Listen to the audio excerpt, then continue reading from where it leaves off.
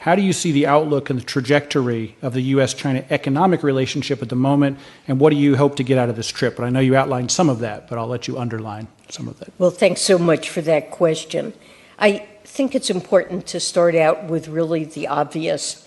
The U.S. and China, two largest economies in the world. We're deeply integrated with one another. Overall trade between our countries is now in the high hundreds of billions of dollars. As I mentioned, we trade more with China than with any countries other than Canada and Mexico. American firms have extensive operations here.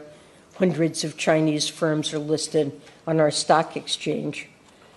As we take actions to diversify our supply chains and protect our national security, we also understand the value of our overall trade and investment relationship with China.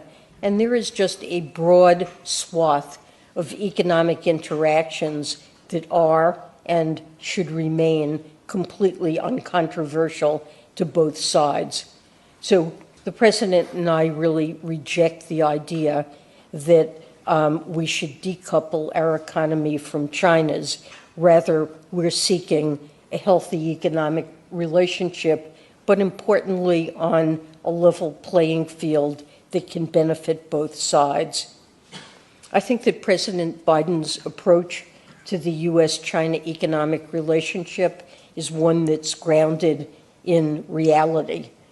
Over the past 2 years, we have resumed high-level communications with the Chinese, and we've worked with them to address our concerns about Chinese practices that are tilting the playing field away from American workers and firms.